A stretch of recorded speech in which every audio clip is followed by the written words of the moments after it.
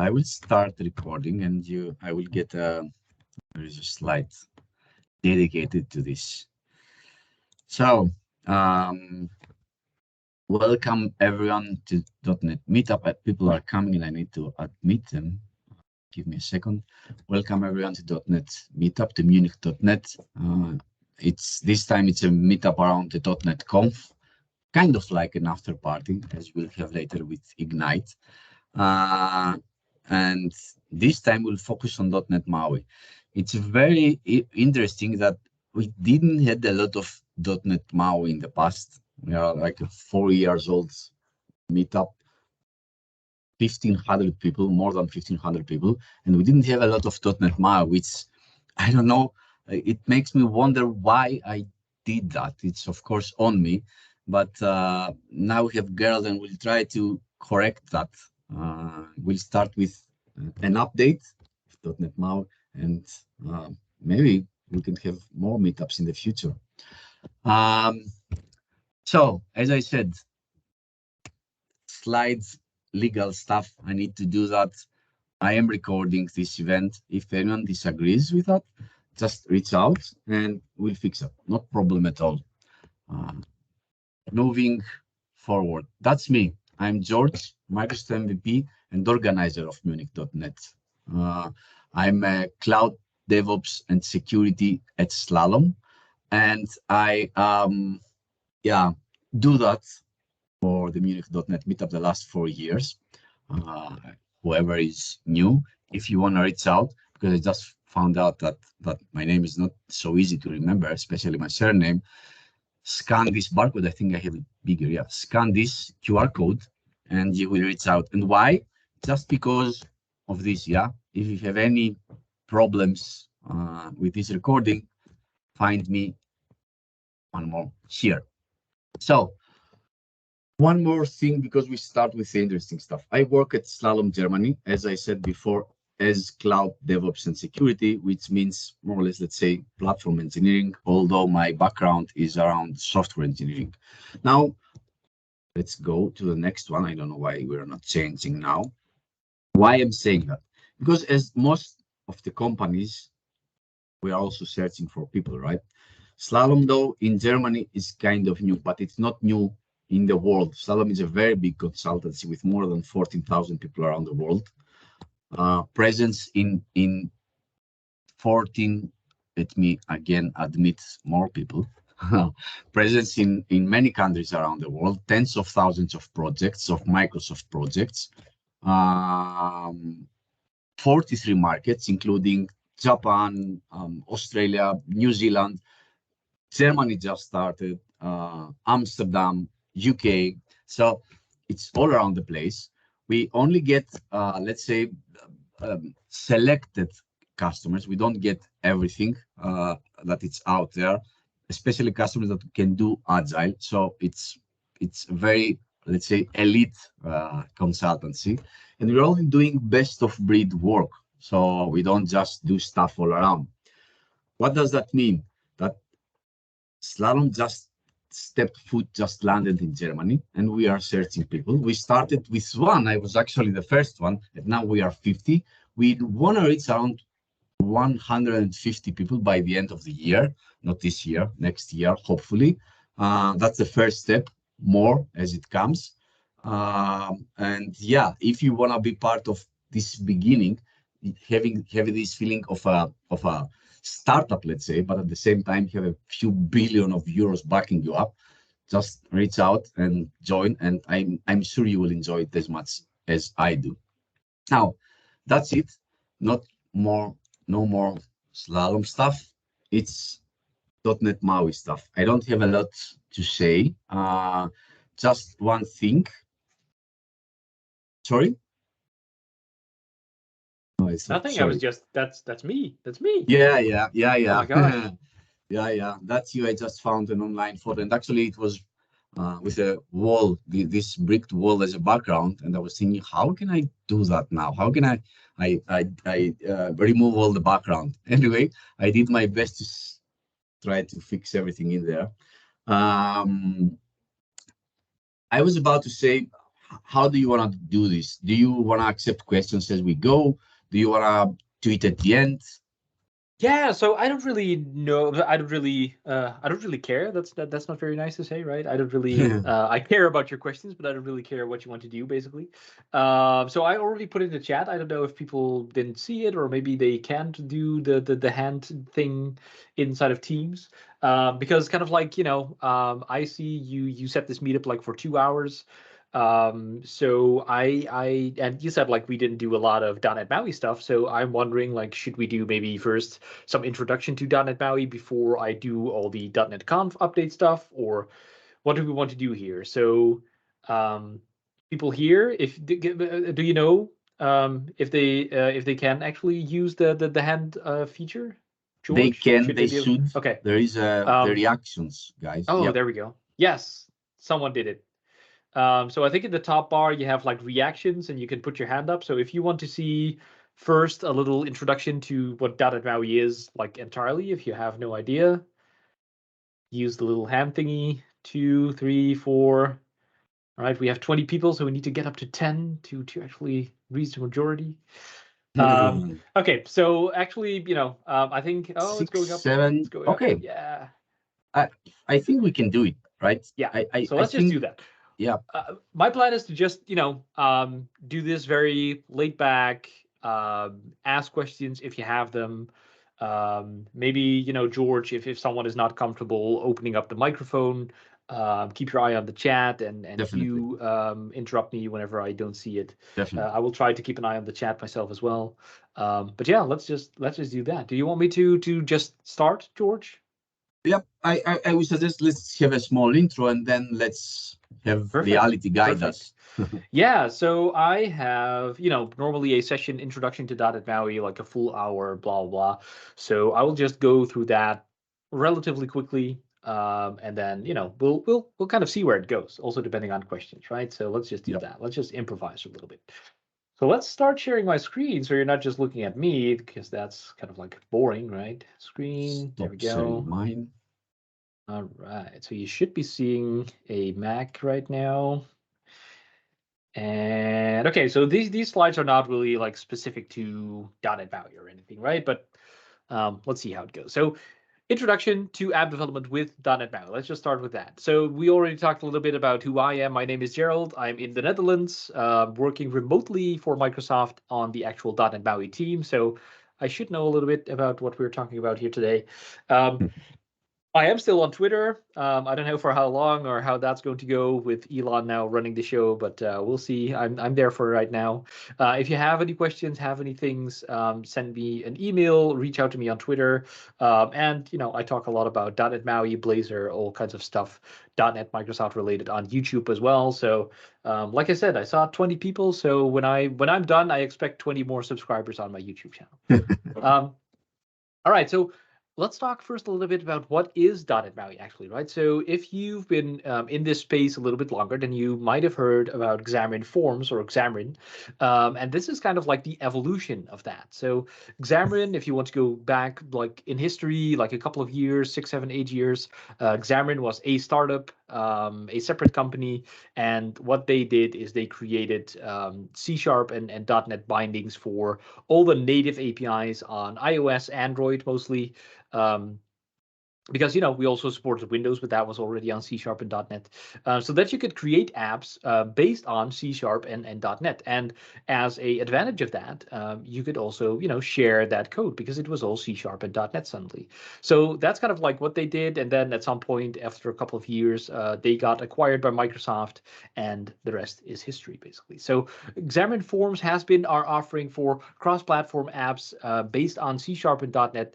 The primary platforms were iOS, Android, and UWP. But from the community, it's all open source. So from the community, we also had Tizen, Linux, WPF, and macOS. So they were in the same repository, but whenever there was a bug, the community had to kind of like fix it themselves. So because of that, it wasn't really like supporting all the things that the primary targets had, right? But we had it, so it was pretty cool. And I don't know if this story is actually true, but you know, when the company wasn't even acquired yet, I think this screenshot is from that time from the website. I pulled it up, so it's a bit pixely, and you don't have to kind of like read it all. But the name Xamarin Forms, right? Xamarin Are you Forms is sharing already something? a Sorry, bit boring. Yes. Are you not seeing do it? I? Where is it? I don't see it either. Yeah. Oh, that's interesting. It didn't share my screen. Why not? You see something now? Yes. Yes.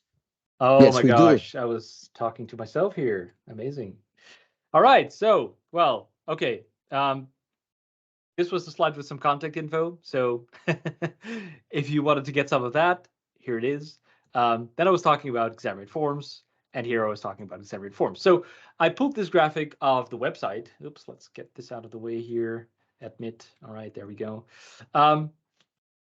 And you don't have to actually like read all the things here. It's a bit pixelated, maybe even because it's so old. But Xamarin Forms, right? It's already a bit of a boring name just for forms application, data entry applications. And you can also see like the top part is like Xamarin Forms is best for apps that have, okay, a couple of boxes, a couple of gray boxes, and ooh, a blue box, right? So it's really for data entry applications. And if you want to go a level deeper with Xamarin iOS and Xamarin Android, then you suddenly can create media players and games and maps, right? So you could do all those things because Xamarin Forms is kind of like the abstraction layer on top of the binding libraries for Xamarin iOS and Xamarin Android. And you can see it was kind of like positioned that way. So probably the architecture was also, you know, for kind of like simple applications. I once heard a person say like he would go as far as saying like it's only for prototyping.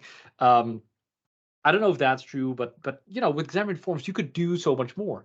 The architecture was there, right? This is the thing. But you could, as a developer, as a user of Xamarin Forms, you could hook into that and enable all kinds of cool things, including media players and games and maps. So people started doing that, and that's where it kind of like showed that the architecture, you know, wasn't really built for that with that in mind.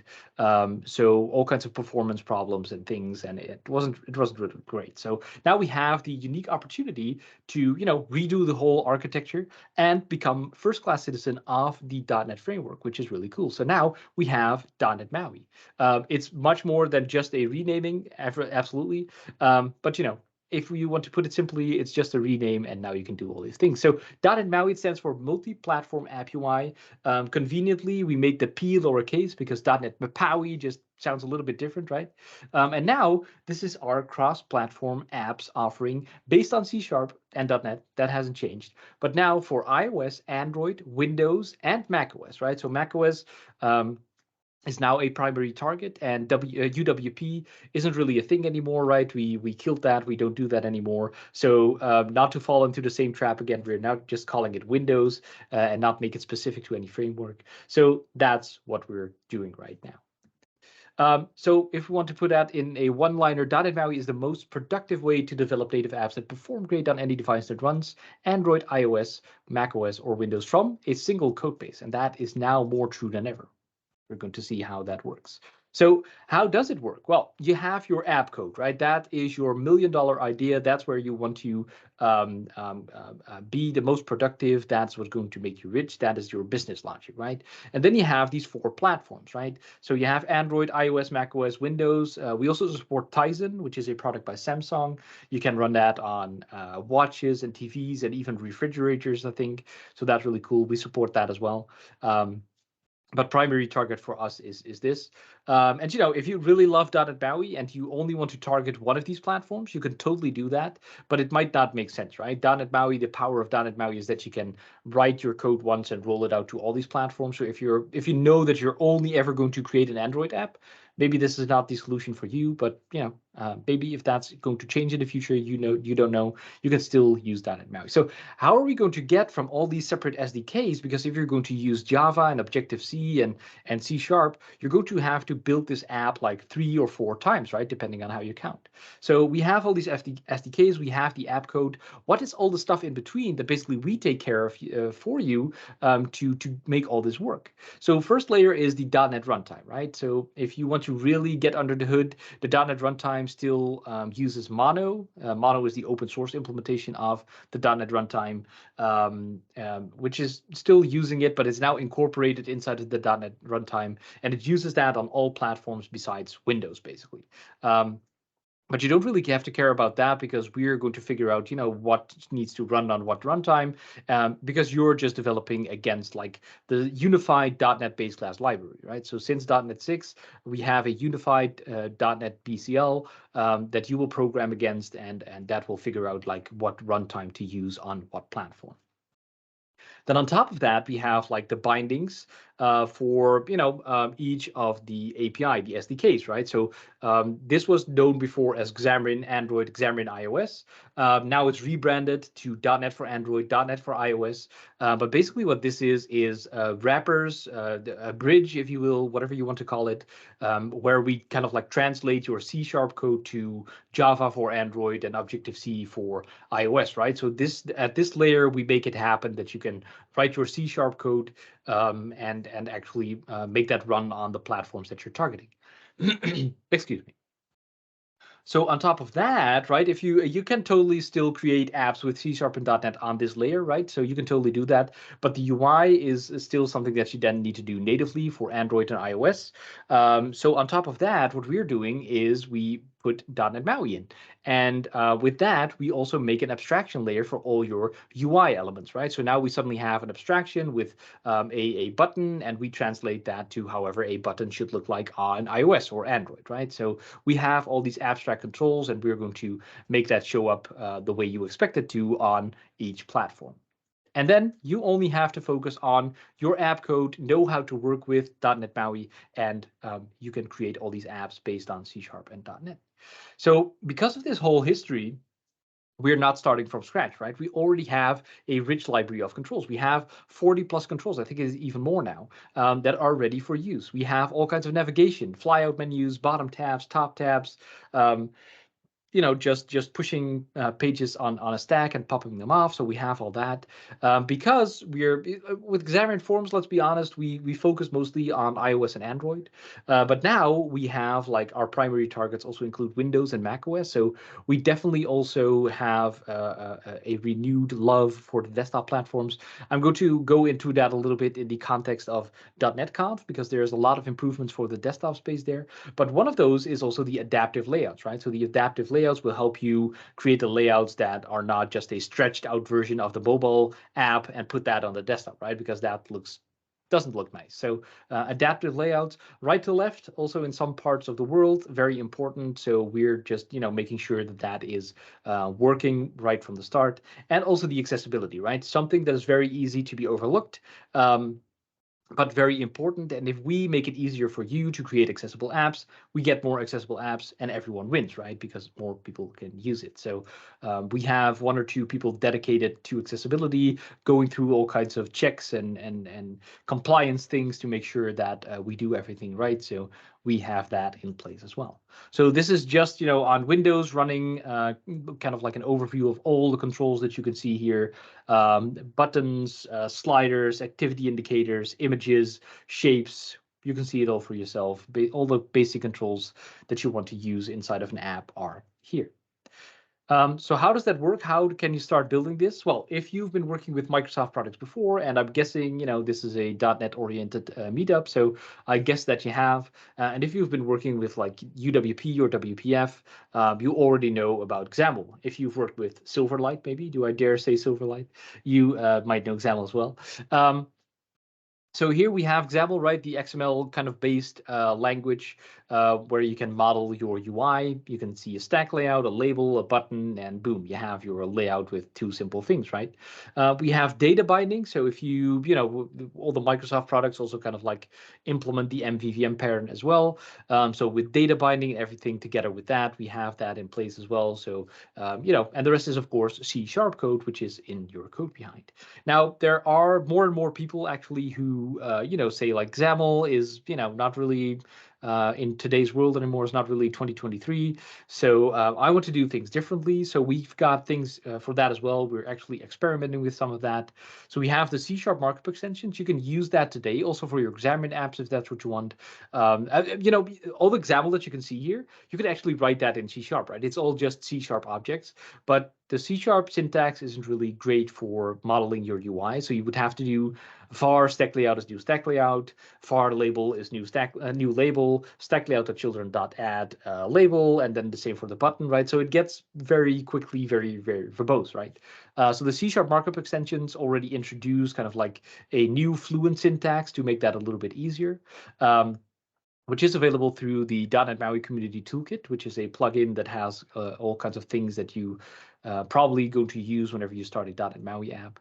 And another thing that we're kind of like experimenting with is what we call Comet, and that's kind of like your MVU style applications, right? So that's like Jetpack Compose for Android, Swift UI for iOS, and Flutter, right? So Flutter kind of like has that same syntax as well. We're trying to investigate if that's something that we want to also provide for .NET MAUI apps.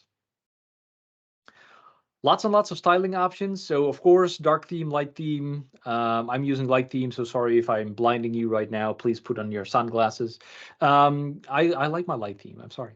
But we have all of that in our apps, right? So you can easily switch between them. Everything will just go automatically. You can provide values for your colors, for your images, for everything basically, which will automatically switch between light and dark so that you can style your application appropriately. We have all kinds of things here, and custom fonts, icons, very popular right now, and images, including SVG. So we do a kind of like a weird thing with SVG images. I'll get to that in a little bit, actually. So if you've been working with Xamarin Forms before, then you probably, you get a little twitch with whenever I say custom renderers, right? So with the old architecture for Xamarin Forms, we had renderers, and that renderer is blackout, sorry. That renderer is the one responsible, that was the word I'm looking for translating that abstract control to whatever it should be on the platform, right? And if you wanted to change just one property, so what we're doing, simply put, is whatever you say a button, we're going to create a new UI button that is the element on iOS, and then you set a property, right? So the text property, and we map that to the property, whatever that is on iOS, and for Android, same thing. So basically, we're just mapping all these controls for you, right? So all these properties for you, and that happened through a renderer.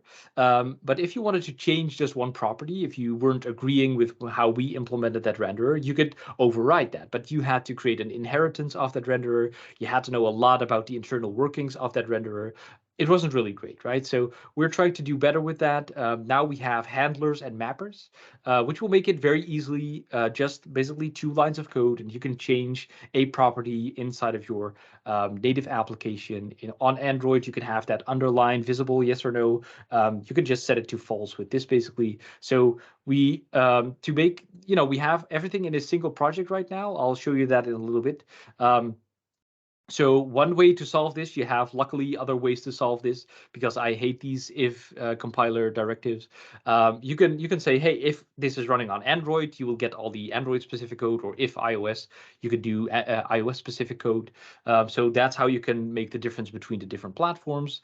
You can access that handler from everywhere because it's static stuff, right? So for each control, we have a handler. And then you can say to that mapping, you want to append, prepend, or modify the mapper entirely. So what you typically probably want to do is append to it. So we have a list of mappings, and you're going to add something at the end of that list, right? So you're just going to make sure, let our mappings run that we implemented as the .NET MAUI team, and then at the end, you're going to do your little customization, right? So that's the thing that you're probably going to do. Then we have Microsoft MAUI Graphics, which is now built into .NET MAUI. So basically the abstraction that we did for .NET MAUI with all the controls, we also did that for all the drawing libraries on all the platforms. So iOS has its own drawing library, Android has it. So what we're doing now is say, hey, whenever you are going to draw a line or a polygon or whatever you're going to do, we make an abstract API, a unified API for that. You don't have to worry about the native implementation on iOS or Android. We're going to make that translation for you so that it's super fast because, those drawing libraries are supposed to run on those platforms. And we will do that for you. So you can do all kinds of cool things with fonts, PDFs, bitmaps, all these kinds of things. Sorry about that. So we made a lot of improvements. I already mentioned it a couple of times with like the single project stuff. So before you would have Examiner Forms app. This is a typical Examiner Forms app. You would have the solution at the top level, and then you would have like 3 projects, or if you would have more targets, if you also wanted to run on Windows or Tizen or whatnot, you would have a project for each of those targets. And the top one is like your shared one, right? So that's where you want to have all your XAML files or your code, because if your code was in that project, it would be shared across all the platforms, right? And then if you think about it, it makes sense, right? You still need to provide an APK or an AAB file for Android or an IPA file for iOS. Apple is not just going to say, hey, send me an exe file and we'll make sure it runs on iOS. They're not going to do that. So you still need to provide a native application binary at the end of the road, right? So that makes sense from this perspective, that you would have kind of like a bootstrap project for each of these targets. So for Android, you have this thing. For iOS, you have this thing with a little bit of metadata, your app icon, all these kinds of things. But from a developer perspective, it's not great, right? So what we did is we smashed this whole thing together, and now we have this single project. You just have this one project, and from here you can run all the targets. We just now have a platforms folder for all your platform-specific code, right? So you still have that power to write platform-specific code for the scenarios where you needed to, but all the rest is shared, including your resources, right? Because if you've been working with mobile development before, then you know for each kind of like resolution and form factor, you need to provide a different image, right? A different resolution. So for iOS, it's kind of like okay, right? So you have 3 scale factors. So you have like all the images you have to provide in like 3 scales, which is kind of okay. But for Android, you have like a gazillion different devices, right? So you have to make all kinds of different formats and things. No more. You can just plug in your resource, ideally an SVG file, because that scales, right? And at compile time, we will compile all the right, we will resize all of your images for the right platforms and for the right sizes, right? So we'll do that for you. And so you can see that here, actually, the fonts were also one thing that you need to duplicate for each platform, basically. You can just put in your fonts right now, and that will work for all the platforms automatically. We also added a very nice way to add splash screens, kind of like the same thing. You just provide that SVG. We'll center that inside of your splash screen. You can specify a background color, and boom, you have a splash screen, right? Same for the app icon. If you want to create fancy icons and splash screens, you can totally do that, but just to help you get started, you can say, hey, this is my SVG. We'll center that inside of your graphic with a background color, and you have a icon and a splash screen that at least looks somewhat nice, right? So how does it kind of know to what to run? So in the run menu in Visual Studio, you can now just select, hey, I want to have an iPhone, or I want to run this on the Android emulator and or on Windows, and it will select all the bits that need to go together for Windows or Android or iOS, and it will compile that and run it on whatever you selected. So for faster development, again, if you know that have worked with this, we also had this for Xamarin Forms. So I know it says Xamarin Forms here. I definitely should update this at some point. You know that the deployment to a device can take a long time, right? So if you are changing a color, like right here, if you think like, hey, this should be red or a different shade of red, it's not really productive if you have to stop the application and then wait a minute for the application to be deployed again, right? So what we did is add XAML live preview. So for your XAML, for your styling, for your UI, you can change a lot of things. There's a few exceptions, but I think most things, and they will be updated live on your UI, whether you're running on a physical device or on the emulator or simulator, doesn't really matter.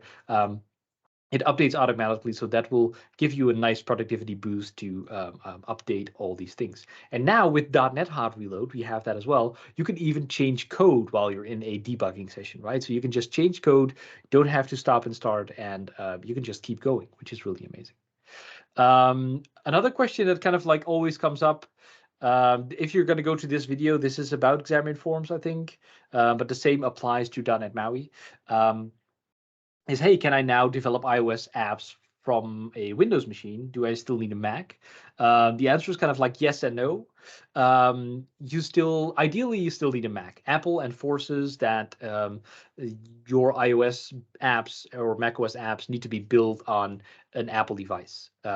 Technically, you can totally do it on Windows. There's nothing stopping us from doing that except the Apple license agreement, right? So they just force you to do it on a Mac, basically. So we've kind of like worked around that. If you really want to, you can do it without a Mac, but I wouldn't really recommend it, I guess, because there's a lot of hoops and things that you need to go through. If you just want to try it out, there's a couple of things that you need. You need a physical iOS device. You need iTunes installed on Windows, and you need a paid Apple developer account already. And then you can plug it into your Windows machine. Visual Studio will help you set it up, and you can deploy directly from Visual Studio on Windows without a Mac to your iOS device and start developing that way. But still, you have to do some investment if you don't have an iOS device, right? So you can do it, which is really cool from a technical standpoint. If you can manage, just buy the cheapest Mac that you can find, connect it on the network, and do it like that. Because we also have the remote iOS simulator. So if you do decide to buy that Mac, you can just put it inside of a cabinet. You don't have to see it. You just have to plug it into the network and the power. You have to set it up once, install a couple of things, but then you can just connect to it from Visual Studio. And we will take care of all the rest, right? So we will connect over the network. We'll show you the simulator. The simulator is also something that only runs on a Mac, but we'll do kind of like an SSH connection, some sort of remote desktop session with the iOS simulator. We'll show that in Windows, and you can do everything from Windows. You never have to see that Mac if you don't want to, which is a shame because they're beautiful devices. I'm a Mac fan, sorry. So and beyond, right? So what do we have more? Essentials. Essentials was kind of like historically a name of APIs that we had, which is for all kinds of APIs that are common across all the platforms, but don't really have a UI necessarily, right? So information about your internet connection, your battery, but also getting contacts or putting on your flashlight, all that kind of stuff, picking an image from the gallery, that kind of stuff.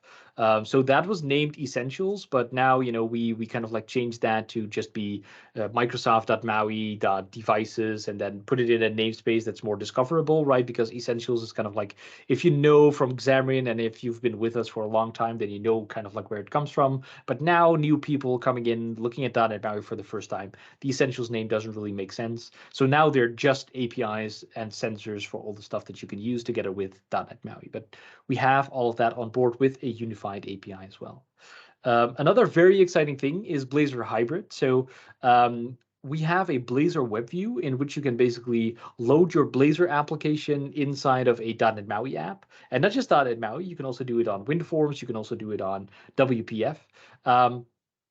And you can basically build a hybrid app like this, right? So you can package up your Blazor application, or maybe you have a Blazor application with reusable components. You can now plug that into your .NET MAUI application. You can make it, it's a Blazor web view, so you can use it as one element inside of your app, or you can use it as like, make the hybrid, the Blazor app full screen and do everything through Blazor, right? But you can still leverage all the power of that platform. You can still do all the Essentials APIs that I just mentioned, reach out to that camera, the geolocation, GPS sensor, you can do all of that, but have a Blazor syntax and Blazor UI, right? So that is really cool.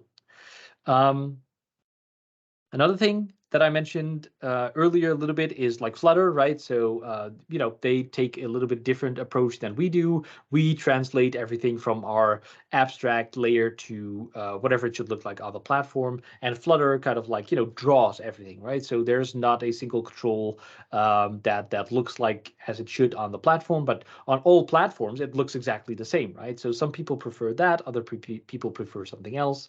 But a lot of people have been asking us like, hey, can we do that with .NET MAUI as well?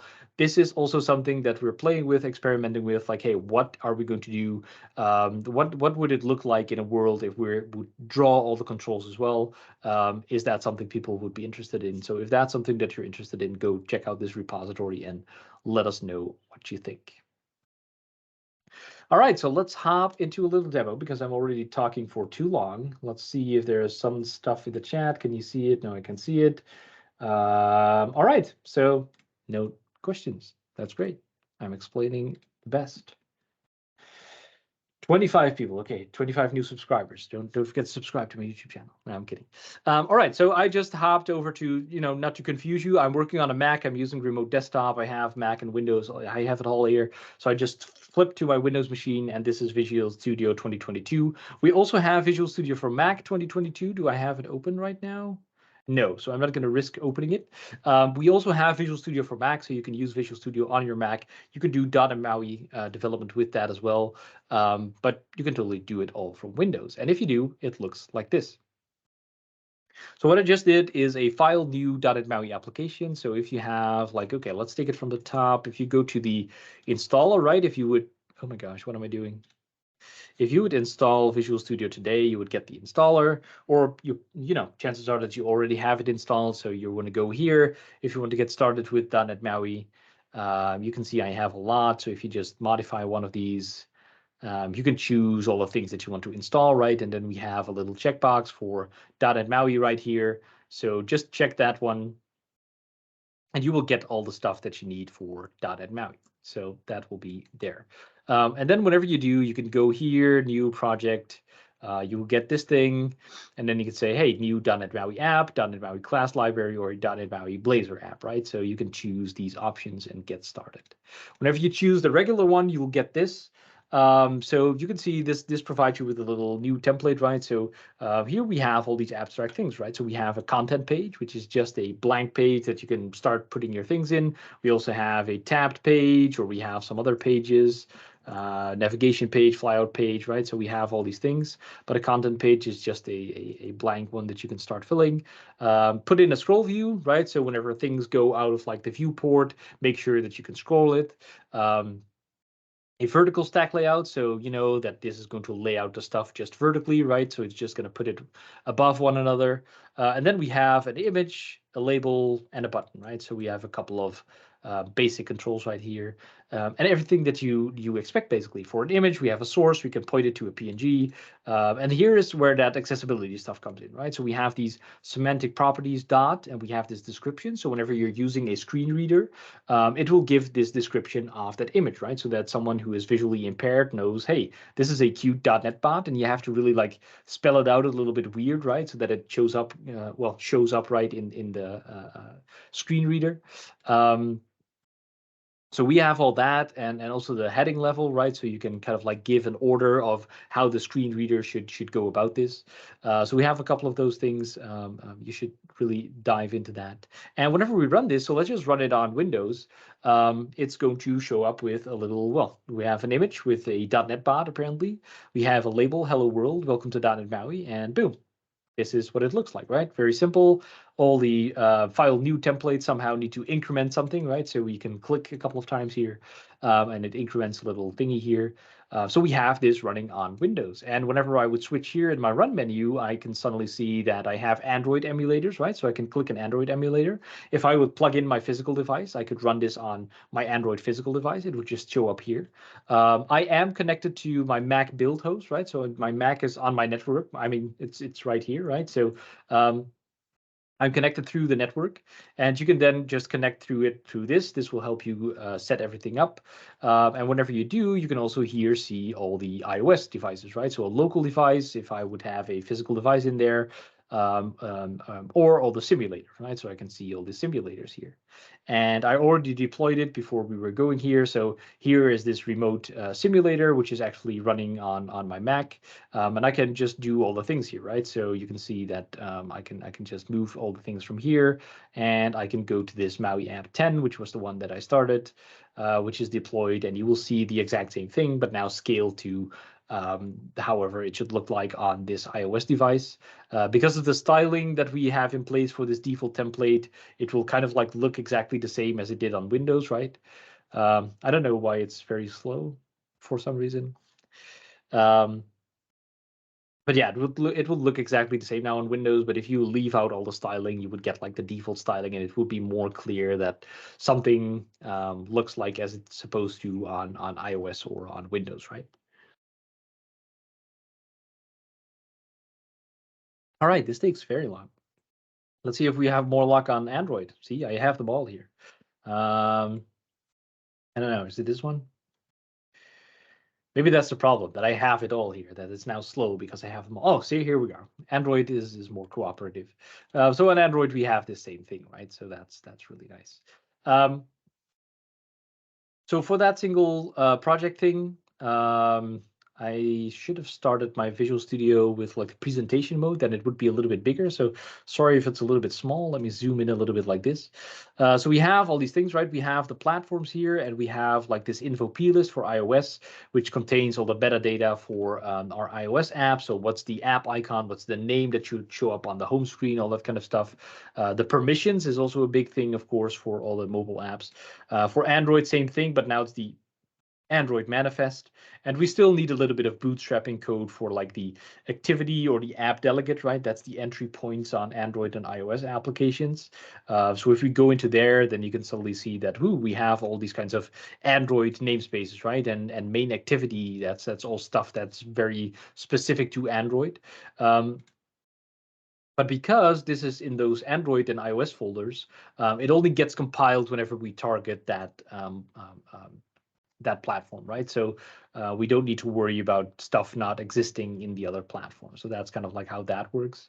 As you can see, if you're going to write with those ifdefs and stuff, so you can see here in the top left on Visual Studio now, whenever you do kind of like see squigglies, like this is set to Android now, right? It sees that we're inside of that Android folder, so it knows this code is for Android. But I can switch it here. Oh, I can't actually do that. They fixed it. So you could switch. You could switch here to different platforms, all the platforms that are supported inside of your .NET MAUI app. And whenever you do, you will see the code light up that will be compiled for that platform, right? So that makes it easier to kind of like switch around between the targets whenever you would do those ifdefs. So I could probably show you inside of like more the shared code. So if I go to this main page, this is the main page example, right? So if I go to the CS here, and if I would say here, if iOS, then this is something specific to iOS, right? And I can start using all this UI kit. UI kit is something, you know, for iOS. So UI kit.UI button, right? Is that the thing? UI button. There we go. Var foo is new UI button, right? So this is very specific to iOS. If I would now switch here to all the other targets that I have for Android, you can see that it kind of like gets grayed out, right? Sort of. I think there's a little, oh, there we go. It gets grayed out, right? So because if I would do this for Android, if I would leave this out, then it suddenly can't find that UI kit, right? Because that's something that doesn't exist for Android. So that's kind of like how that works. And if I would do like else if Android, I could do the same thing, but now var foo is Android, I don't know, controls, no, what is it? Do whatever, content, something like this, right? Doesn't really matter. So you could do all this Android stuff, right? And then it will get grayed out whenever I switch to iOS. That's kind of like how this stuff all works together. All right, so we got all that. And I think this is just an introduction. So let's just leave it at this for now. Did iOS already go here? Yes, we have it. Now, there we go. It also works for iOS. Yay. All right, so we got all this going. Let's see if there's something in the slides. George, you're gonna say something? You unmuted. Yeah. If we are done with the first, let's say, part of the presentation of what is .NET MAUI, Uh-huh. it would be interesting to maybe some of the people suggest what would like to see next. I would very Yeah. much like to see, for example, value proposition. What is it, right? Comparing to Ionic or writing native, or why would you choose? Why would someone choose .NET MAUI? Sure. Interesting question.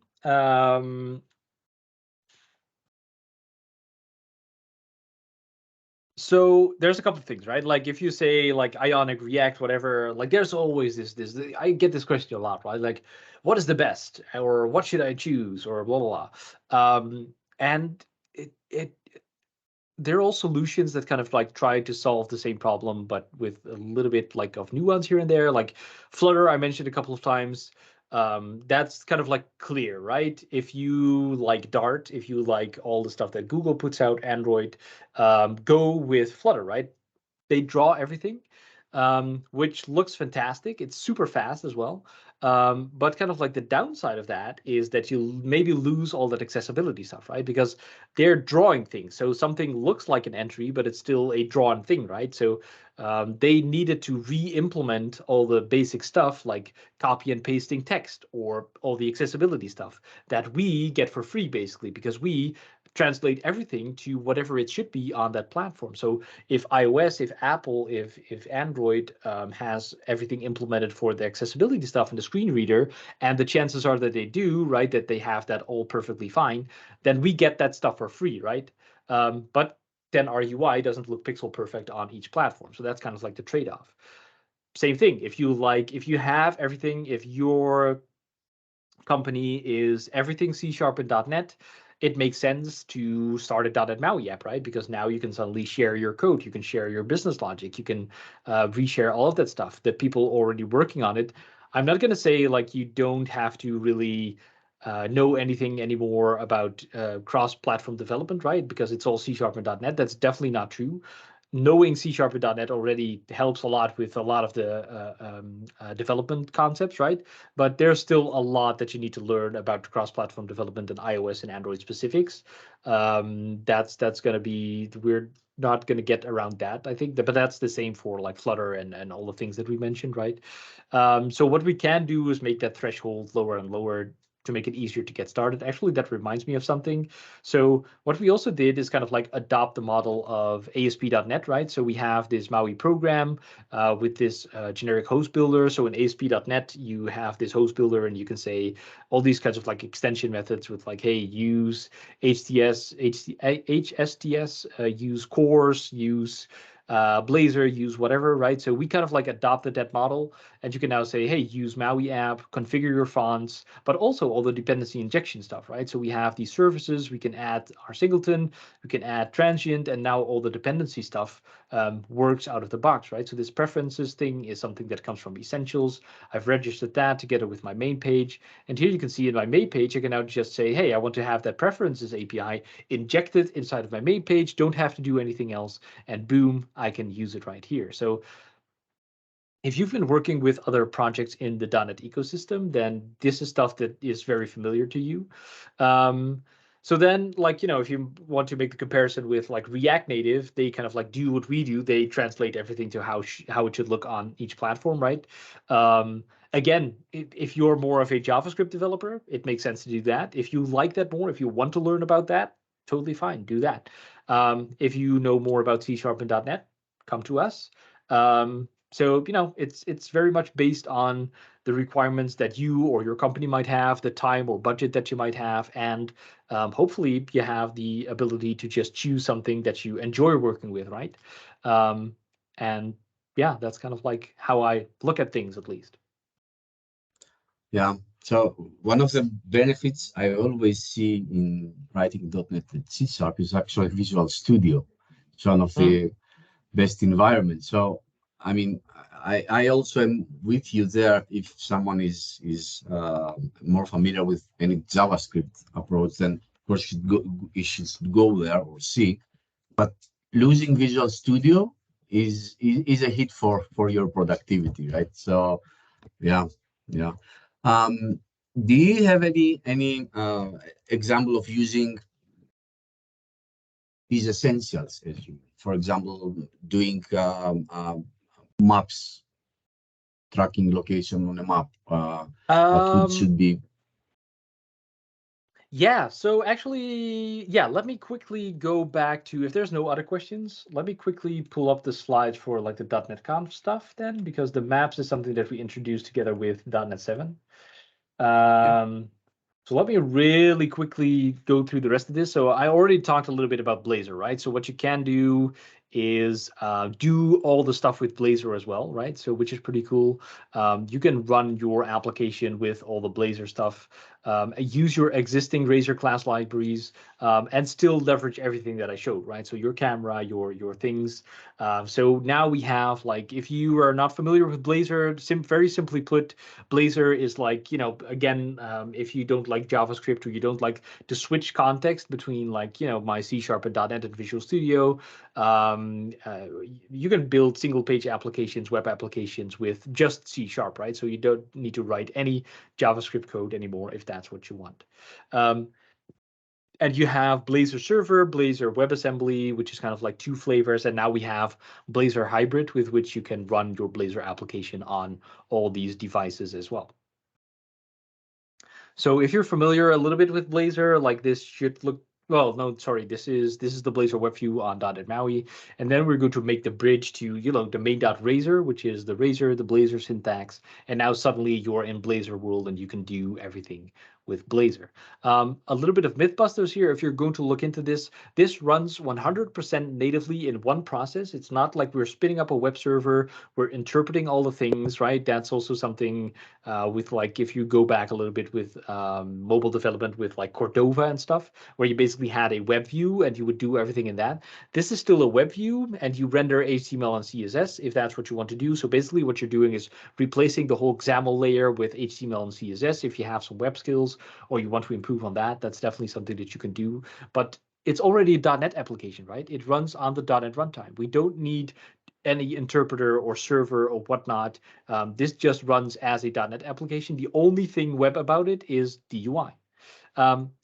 So no HTTP request unless, you know, you're getting data from a REST API or anything like that. No browser sandbox, right? So that's already what I mentioned a couple of times.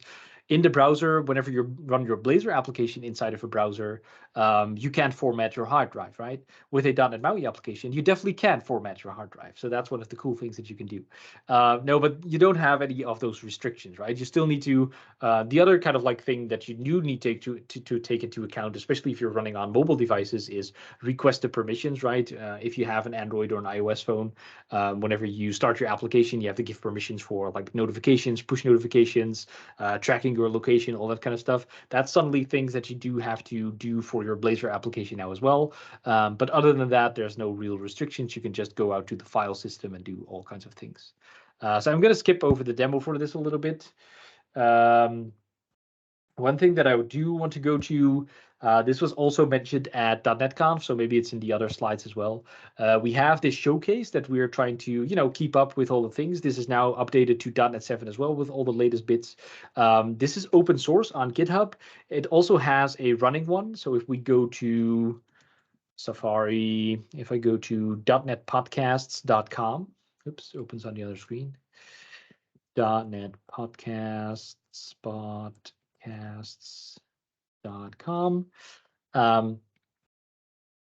You will see a running version of this. And what's really cool is, you know, this is all kind of like mocked, right? So it does a couple of the features and it says available on, but you can't actually go to the stores and download it. Maybe we're going to do that. I don't know. But you click the sign in and it brings you to the actual web application. And this is actually a Blazor application. And we have this all in place. This works. So what you can do is select one of the .NET Rocks. Everyone does .NET Rocks, right? So let's go to that podcast. You will see the episodes of that, and you can actually start listening here on this website. And what's really cool is that you can also listen together, right? So there we're using Signal R. to actually make a real-time connection. SignalR is a library that will allow you to make a real-time connection. And I can give you a room code. Other people can join in, and we will have a synchronized listening with that episode, right? So we can all listen together, basically. I don't know what's going on here. My machine is a little bit slow. Orlando, do you have your hand raised? Do you have a question? Yes, I had a question. Is there any performance hit with a Blazor hybrid? No, there shouldn't be. Because, like I said, it's running as a .NET application. So you have a performance hit because you're still rendering a little bit of HTML and CSS, right? But on the other side, for .NET, at least in comparison with .NET MAUI, right? Because in .NET MAUI, we still have the XAML stuff that we, have to kind of like interpret and translate to the native components as well. So compared to .NET MAUI and Blazor Hybrid, there should be no big performance hit. And also performance, especially now with .NET 7 as well, has been a big focus point for us. For Android, we have been notoriously have issues with performance, also because Android is just a hard platform. Even the native Android applications have a lot of that stuff. So we have our continuous focus on that. And that's also where this kind of like .NET Podcast project comes in, because we have this, and we have like a mobile app, which we built twice. So once with native .NET MAUI, which renders everything to native components, and once with Blazor, so Blazor Hybrid. So you can also see like how those two things look in comparison to each other, right? And we're using these actual apps to run our benchmarks, to see if the startup time has improved, to see all kinds of other things, so that we have kind of like something that is very close to a real world application. You can also see all the backend stuff. So the microservices, host everything on Azure, host everything on your account if that's what you want. Don't forget to turn it off, because I burned all my Azure credits like that once. But you can totally do all that. So no, there shouldn't be any noticeable performance hit if you do that. All right, so that's in a nutshell all about this. Did I want to do anything else? No, I don't think so. So let's move over to the other slides. And again, I'm going to skip a couple of here. So this is the slides, at least, I'm probably going to tell a little bit different story. The slides that David Ortnow and Mehdi Montequilla have been presenting at the actual .NET Conf last week. Which is the state of .NET MAUI and all the things that we kind of like presented with .NET 7, right? That we introduced with .NET 7. So a little bit of growth here. One thing that is really mind-blowing to me, I recently saw this. So this is the stars. So if you go to the GitHub repository, you can leave a star, right? And you can see the stars that were added to the .NET MAUI repo in comparison to the .NET Core repo. So the .NET Core started in like 2015, 2016, and went to here, like over 16K. And .NET MAUI started here in 2020, and we went like rocket, and we're kind of like on the same level, but within 1 or 2 years, right? So people are really wanting us to succeed and really are waiting for this, apparently. So that's really cool. Like I said, continuous focus on the performance here. So Jonathan Peppers is the name to remember if you're into the performance stuff. He is really looking into that for us. And he wrote a little utility to measure all those things, which he does in lols per second. So I think if you look at it, it's an application that has all kinds of labels that says lol, lol, in all kinds of colors and variations that's happening. And that's how he measures kind of like the performance, right? So you can see all that. And this is like, I don't even know what this does exactly, but it's probably good. So we have the whole end-to-end suite here as well, right? This is, by the way, some very old icons here, which is really amazing. So for development, we have like, Visual Studio on Windows, Visual Studio on Mac. I don't even know what that, oh, is that a DevBox icon here, down here? So we also have this new thing, DevBox, which is basically your development environment in the cloud. So it's basically a VM, but then very much specific to software development. You can actually run your .NET MAUI applications with that as well. But I think it's in preview right now, so you might not have access, but it's something that's very cool. I've been actually using it, and it's very, very nice to use. So for testing, for the unit test, we have NUnit, XUnit, all those frameworks. App Center, a lot of people were worried, again, if you know a little bit about the history about App Center, because App Center hasn't seen a lot of development lately. But now, we have .NET MAUI support for App Center for the testing, so you can do UI testing for your apps through App Center as well, or at least it will be coming soon. We've announced that it's coming. You can build your apps through App Center, but also through Azure DevOps and GitHub Actions. Distribute, so distribution, at least for like your Android and iOS apps, right? That's always a kind of a hassle as well to get it through the app stores. You can do that through TestFlight, which is the iOS native kind of like beta testing thing, the Google Play Store, the Microsoft Store, even the Amazon App Store, if that's what you want. And again, you can do it through App Center to kind of like distribute your ad hoc builds and just give someone a link and they can download it from that. Also monitoring, right? So you have your application, you release it to the wild, but if you ask a user like, what did crash? And they said like, I don't know, I tapped this button and it crashed. This is not, they're trying, but it's not really useful, right? So what you can do with App Center is like, alike what you can do with Azure App Insights, I think, where you kind of like get all the logging information, right? So you will get the stack traces, you will get all the things what the user is trying to do, which is really, really helpful, especially on the mobile devices where you don't really have contact with the user even, right? If you just put it out on an app store, you don't know who's going to download it, who to contact, and you still get the stack traces of the crashes and you can go and fix them. I think other services that do this is App Dynamics. I don't really know that. And another one is Sentry, which does that as well, which has some great stuff.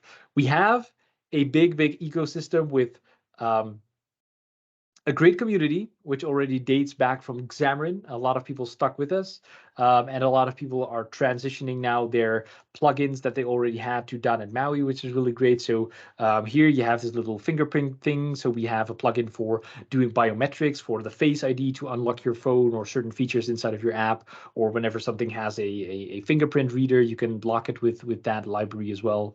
This is the .NET MAUI Community Toolkit. This is a library from me where you can play a little audio or record a little audio. And there's some MVVM frameworks like Prism is here, a logging framework, MetroLog.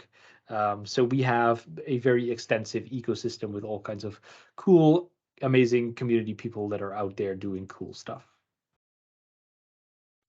So here's where it's get a little bit corporate-y. So we have a couple of first-party apps that we're building at Microsoft. To be very honest, I don't really know which ones these are. Be My Guide, I think that helps. Also the accessibility people, where you can kind of like help people out who need a guide, who cannot visually see all the things, and you can ask a little help there. Hack the Hire, recruiting and referrals for Black and Arrow, Latin talent for both students and professionals into Microsoft. Okay, so this is apps that we're building internally. I know we're talking internally to other teams as well to see if we can convince them to start using .NET MAUI, so that's really cool. This is an app that's built by a third party. Again, I'm not really sure. This has something to do with like the environment and getting a score from that and see how you're doing. This one's actually really cool because this is from the Dutch government, which is kind of like our app, our way of authenticating to all the government services out there. So that's really cool. They're running on Xamarin Forms right now. They're transitioning to .NET MAUI with our help.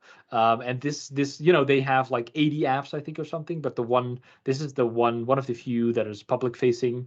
And this has like, everyone needs this to log in. So this has like 15 million users or something, which is really cool. So this is a little bit about why, some other more apps. Okay, so this is something that we also released like as part of .NET Conf, Visual Studio 2022 version 17.4. Everything for .NET 7 comes included, including Windows Subsystem for Linux 2, Code Faster with Hot Reload that we've already seen a little bit, and 64-bit performance. We now also have a version, I'm not sure if that's in preview, for like the ARM64 machine, so you can run Visual Studio on that as well. Not all workloads are supported yet. The .NET MAUI one isn't completely supported yet, unfortunately, because I have a ARM64 device here, so that will be really cool. They're super fast. Also, Visual Studio for Mac, same version, 2022 17.4, where you can develop .NET 7 apps for web, mobile, desktop. You can do much more than just .NET MAUI. You can do Azure Functions, all your ASP.NET stuff in here as well. And now the support for .NET MAUI, the tooling was a little bit behind, so then you need to know a little bit about how Microsoft works. So the .NET MAUI is an SDK, right? So we have a team working on that, including me, and then the tooling is another team, right? So we were kind of like catching up there, like who was supporting what. But now we have support for .NET MAUI fully in Visual Studio for Mac as well, which also runs natively on M1 Mac. So again, that ARM64 also on Macs, which is really cool because it is super fast. A couple of things. So I mentioned way early when we started, like, hey, more desktop features, right? So with .NET 7, we implemented a lot of the the desktop specific stuff. One of which is like the tooltips, right? I think tooltips actually also work on iOS these days, where you can also plug in a mouse now and you have a little mouse pointer, but this is mostly targeted towards the desktop. So you can just now put in like your little tooltip thingy, and whenever your mouse hovers over something, you can see that little tooltip, right? We have a little demo here, so whenever you hover over it, you will see that tooltip come up with save, right? So that's a very desktop concept that you can now implement as well. Pointer hover, so you can also now have like visual states whenever the pointer goes over something. Again, something very specific to desktop mostly, where you can influence the behavior of how something looks whenever the pointer goes over it, yes or no, which is very important for our desktop targets, the people who are looking into that. Context menus, another one of those things. So whenever you right click something, right, then the context menu comes up, and you can do some things over there. Not really sure why this demo is not really showing it, but you will get like a little context menu to actually show you something. So we have a tab gesture recognizer for right clicking, so that you can actually also detect a right click without showing a context menu, right? So you might want to do something else, so you can now detect that as well. And this is actually like, whenever you're going to transition from Xamarin Forms to .NET MAUI, we have the .NET Upgrade Assistant. So the .NET Upgrade Assistant is a application that, a solution that doesn't only work for Xamarin Forms to .NET MAUI, but basically all your application types inside of .NET that can upgrade through the .NET versions that are coming up. So you can run that Upgrade Assistant and it will tell you like, hey, these things need a little bit of work. These NuGets might not be supported, right? But we now also have support for Xamarin Forms through .NET MAUI. So that's something that you might want to look into if you've already worked with Xamarin Forms and you have an application for that. So this is more generic .NET stuff. If you have been working, if you have been following along, like we're now going to have a major .NET release every November of each year. So now we just launched .NET 7. We're going to have .NET 8 next year, .NET 9 the year after that. And I think all the even numbers are going to be the long-term support version, right? So those are going to get support a little bit longer than the uneven numbers, which is going to be launching in the even years. That kind of annoys me, right? So we have November 2022 with an odd number, and then a even .NET number with an odd, well, anyway. .NET MAUI is an optional workload because if you look at like what we're trying to do, right, it's kind of complicated. We have a lot of external dependencies that are from outside of Microsoft, even like with Xcode and the Android SDK tools. So you can install it as a optional workload, and therefore I think the support policy, if that's something that you're interested in, is also a little bit different than like with the long-term support and that kind of stuff. But you can install it for that. And here you can have, like, you see the patches for 18 months, which is 6 months still after .NET 8 ships. So, we're going to have like your back for like a long time with all of these stuff. We're going to backport it to all the things that you need. You don't need to worry about that. Also, something that a lot of people have been worried about with like all the Xamarin stuff going out of support and transitioning to .NET MAUI. We can't do everything with .NET MAUI yet that we want to, and Xamarin is going out of support. We will support Xamarin and everything that comes with it until May 2024. So that's like, another year and a half about. So that's a long time that you should be able to have enough time to transition from your Xamarin apps to .NET MAUI, right? So, okay, Vision. nice and all, but we're technicians. We want to see code, right? So this is comment that I mentioned earlier with kind of like your MVU, your fluent syntax to write UI and kind of like throw overboard the MVVM stuff and now do MVU. So we're still experimenting with this. Definitely go out to that GitHub repository and try it out. It has a NuGet package. It has Visual Studio Code plugin, so you can actually use this with Visual Studio Code and do things with that. So that's really cool. This is something that we're still experimenting with. So the more traction we see there, the more enthusiasm, the more that will show us like, hey, this is something that we need to investigate. MAUI Reactor is a third-party thing, which kind of like adopts the reactive UI things, concepts that you can use with this as well. So that's a thing that is out there that people are actively working on, which is really cool.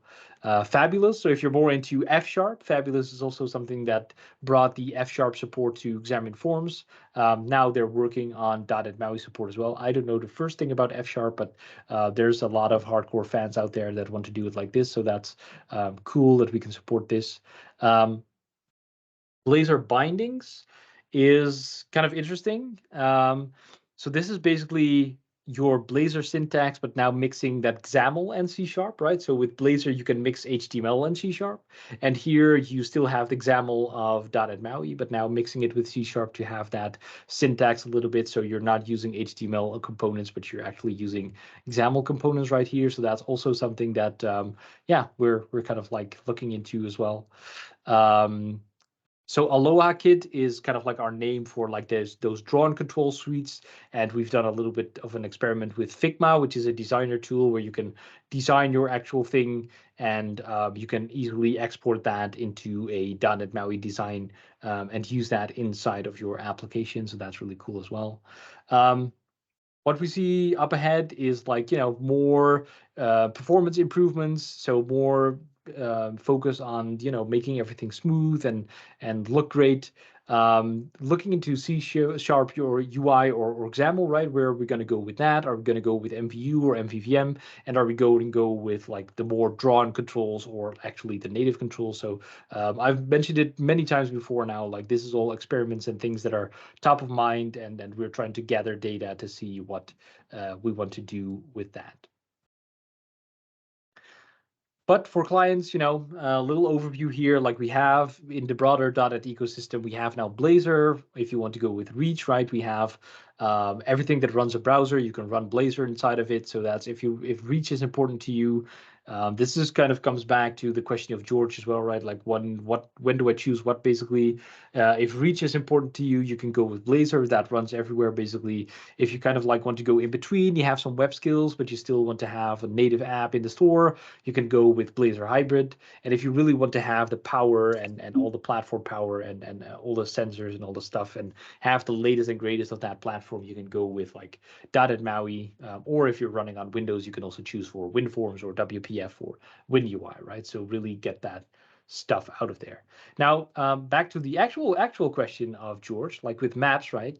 This wasn't in the slides, but together with .NET 7, we also introduced .NET MAUI maps, which is really cool. So let's see if I can create a quick demo. This is kind of like off script, so maybe things are going to break here. So a quick look at like, you know, this is the file new .NET MAUI application that we saw earlier. If we look at like the tooltips, right, you can very easily say, oh, what was it? I totally forgot. What was it? Let me quickly have a look at the notes here. This is so new. I don't know how to work with it. Tooltip properties. Yeah, that should be here. Tooltip properties. Oh, I know what's going on. I think this is still a .NET 6 application. So if I go to the CS Proj here, so you'll get a little bonus. You know, you'll get to see how to upgrade .NET 6 to .NET 7, which is very easy. So this is still a .NET 6 app, right? So here, this influences what your target frameworks are for a .NET MAUI app. And you can see .NET 6 Android, .NET 6 iOS, .NET 6 Mesh Catalyst. But we can very easily now just say .NET 7, .NET 7, .NET 7, .NET 7. Save. Boom, that's it. Upgraded to .NET 7. You will have to wait a little bit here for this to load. So here under the dependencies, you can see a little exclamation mark, you can see that same .NET 7 stuff. It's now pulling down all the bits for like the .NET 7 version. So it's going to think a little bit, but whenever this is done, then we have this .NET 7 application. Boom, and it's done. So now I should be able to see the tooltip properties. There we are. Cool. And I can now say this is an image, right? So I can say this tooltip is an image. If I want to make it even more, just to show you, this works on every visual element. So we have this button. Maybe the button is not the best example. Let's go with a label because the button already has like a clicked gesture, right? So let's go with a label. And here we can say our flyout base dot context flyout. So here, this is the way that you create this context menu, and you can say menu flyout. So there we have that, and then we can start adding menu flyout items, and I can say text. This is an item. So we have that thing, and we can create two. But you can also create like the sub menus, right? So we could also create a menu sub item or a separator. Let's do a separator first, right? We have this little separator line in between here. Do another one, and then we create a sub item. So you could cascade these menus as well. This is a sub menu. And whoops, we don't need to close that. We want to make it like this because then we can nest some things and we can add that item with the separator in here, right? So we can just do this. And of course, you can add this clicked handler in here, right? So if you want to do clicked or if you want to work with data binding, you could do a command that will invoke some logic on this. So you can actually do something with this. Now, if I run this on, not Android, if I run this on Windows, we will get deployment errors. That's cool. You may need to build your project. Yeah, it's because I did the update to .NET 7. So it's still trying to figure out. You need to do a full rebuild to clean out all the .NET 6 stuff and actually get .NET 7. So this might take a little bit, but whenever we do, we can get to see that tooltip and the menu here, right? So that's stuff that we added. But what we also added is the .NET MAUI maps. So maps is something that you could show a map inside of your application. We had it for Xamarin Forms, but because of deadlines and whatnot, we didn't get to it for .NET MAUI for the initial release, and now we did get it for the for .NET 7. So we released it as a separate NuGet package, simply because, especially for Android, there is a separate dependency on the Google Maps libraries and stuff. So we don't want to put that dependency on everyone who's using .NET MAUI, because maybe you're not using maps and now suddenly you're pulling in all kinds of dependencies, which is not something that you would want, right? So we released it as a separate NuGet package. So if you want to do that, you want to right click here, and now I can't do it because it's building. It's doing a lot of things here. Oh, is it done? Oh, it seems it's done. You can do manage NuGet packages, and one thing that I really annoyed about is .NET MAUI. Oh, I should probably do Microsoft.maui.maps. Is that we forgot to add the metadata, so it looks very amateuristic here with package description. But I assure you, you can see the blue check mark, right? That means verified, at least everywhere, but on Twitter. But you can have this maps, right? So you want to have this controls one. This is really only the core bits, and this is the actual maps control. So you just install that onto your .NET MAUI projects. You can see, right, for Android, it pulls in all these dependencies that you might not want to have for other things. So we do that. We accept the license agreement.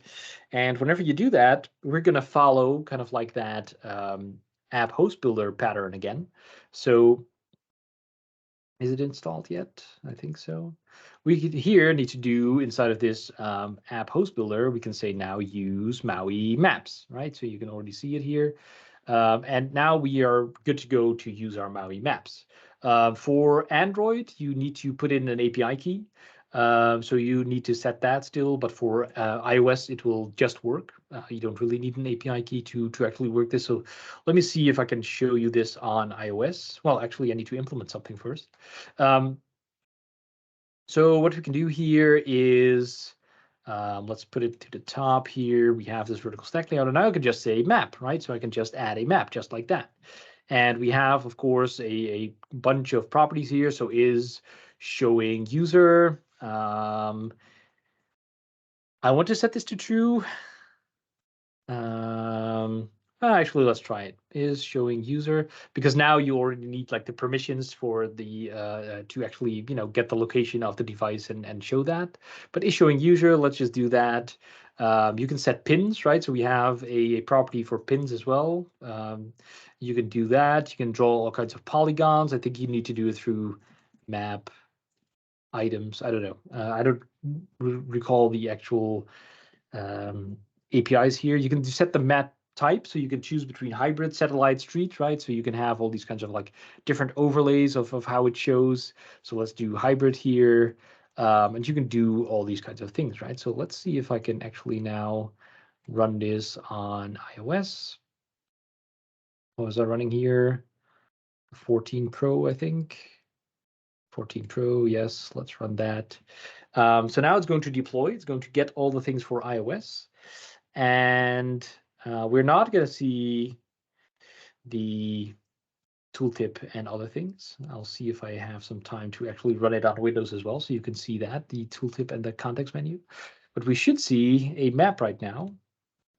Although I do see that it's still loading here, a bunch of things here in the background, so I'm not sure if this is actually going to work out the way I want it to. But if it does, then you should be able to, just implement a map here and do all that. I think kind of like the other part of George's question was like, hey, how do you use all these essentials and how do you track the user without actually, maybe showing a map or whatnot, right? So we have for that a bunch of things for the actual locations. We have the geolocation, right? So we can just use that. You can use it in two ways. All the essentials APIs, I still keep calling it the essentials APIs, which is not technically correct anymore, but then you know the ones that I'm talking about. You can use it with a static instance. So you can say geolocation.default. Get last known location, right? That's all you need to do basically to get the location of the device. Or you can use dependency injection, right? That's basically what I'm doing here with this preferences one. So you can go to this MAUI program. I can just add a new singleton of whatever makes sense in case of this API. And I can here just register that same default implementation, but now as this, right? You can specify the type if that's needed, but it will infer that automatically as well. So I can say geolocation here, but it will pick that up. See, it's not needed. I can simplify this. And now all I need to do here is I can just say, hey, in this main page, I can also say geolocation, and I can get that geolocation APIs right here and start using it like this, right? So I suddenly have dependency injection installed, which will make it easier for my testing use cases and that kind of stuff. But like I said, this is so easy to use. I could just do get location async. You can specify some options here. You can say new geolocation request, and you can specify the desired accuracy, right? So you can say like, hey, I want to have the default or the lowest or the medium. If you're doing like turn-by-turn navigation in an app, then you want to have the best, the highest accuracy, right? Because you really need to know if you're on a road or not. But if you're trying to determine in which country you are, then you can just say, hey, I want to have the lowest accuracy. And it's like, if it's in a 5-kilometer radius, then it's still going to be fine, right? And then your lock of your GPS of your location will be a lot faster. So that's kind of like the trade-offs that you want to make here. Oh, there's something coming up. So let me just quickly talk about this. Request full accuracy, and you can set a timeout, right? So that's all stuff that you can influence here, but then you will get back a location. So if I would do for foo is this basically, and then I need to get the results. This is not something that, don't try this at home, but just to show you the intelligence here. So then I get this location and I can get all the stuff, right? I get the accuracy from like, okay, what's the actual accuracy that it gave me? What is the altitude? What is the course? What is the latitude? So what's the actual, position of the thing? And you can also call on this to actual open the Maps app inside of your application and go to the apps app that is installed on your device, right? So you can just open the map with the location that you got from this, and then it will start navigating from there. Basically, you can get the speed, you can get everything that you kind of like expect from a location and an API that you have implemented like this. So is this running on iOS? Still not here.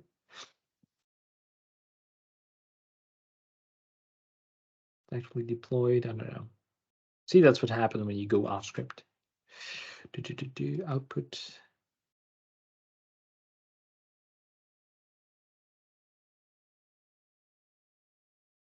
The simulator has been started to launch the app. Well, that sounds promising, at least.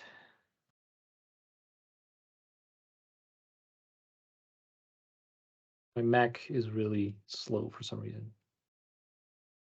Probably because of Teams. Teams usually makes it slow whenever you're screen sharing. I don't know what's up with that.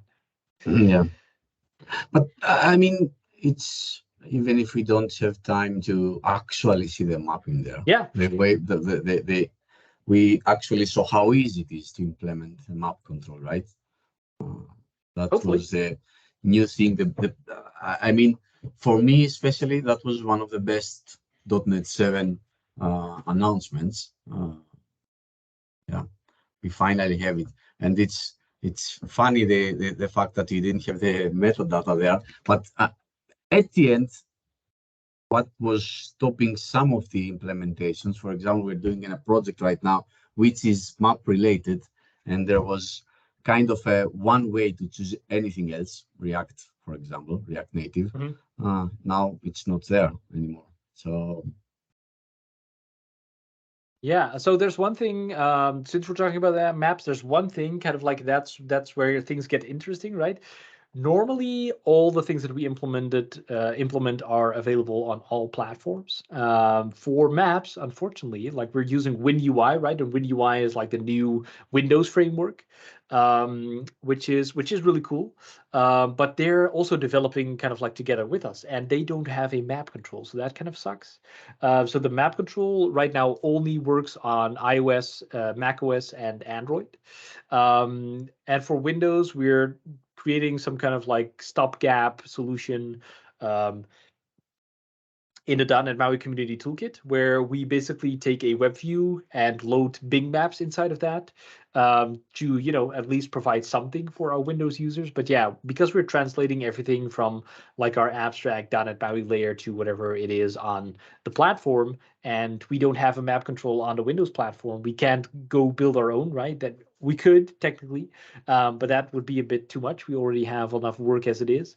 So that's kind of like, yeah, where things are with the map control, unfortunately. I hope that the WinUI people get to implement it at some point soon, and we can implement ours as well.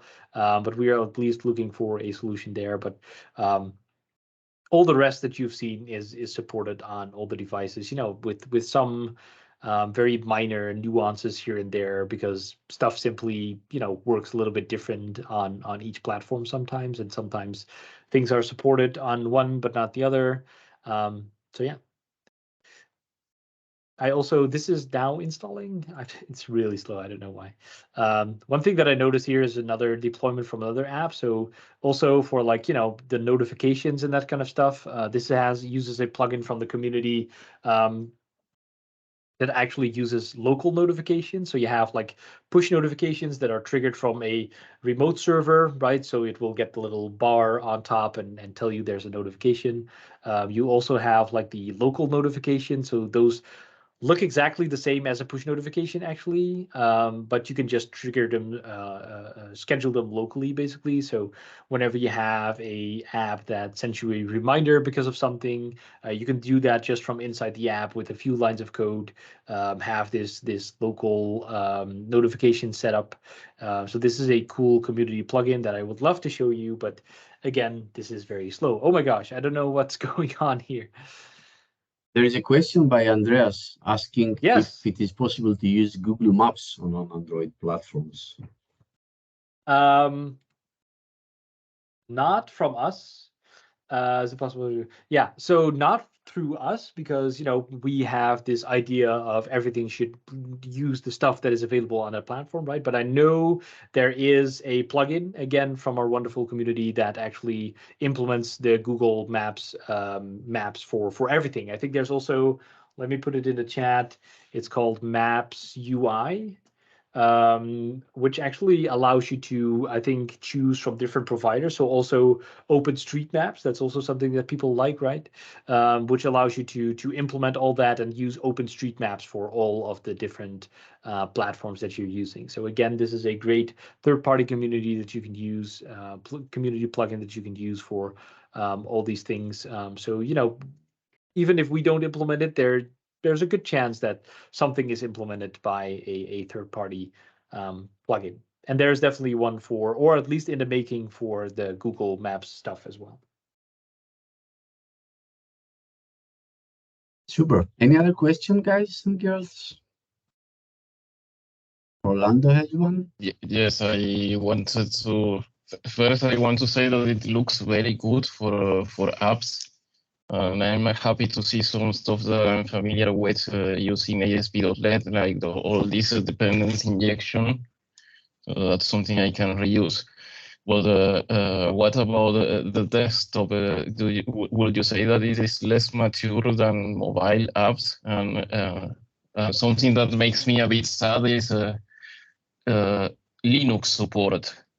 Did you consider supporting Linux, or do you consider to support it in the future? Before I go into that, I'm very happy that my map is working. See, it launched finally. And you could also see the hard reload in action, right? So I kind of like lost the island of Maui, which is the default location, of course.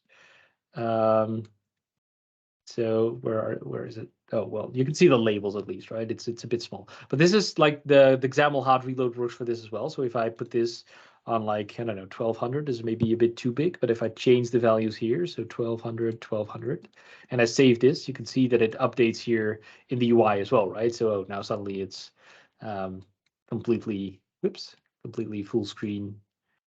But you can see this all works, and I now implemented a map, right? So that's pretty cool. So let me stop this and deploy Windows while I answer your question. So one part of your question is desktop like on par with like the rest of the stuff. For Xamarin Forms, it definitely wasn't. Let me be honest, it definitely wasn't. For now, for .NET MAUI, it absolutely is. Everything that we've implemented is now also implemented for Windows, for all the things.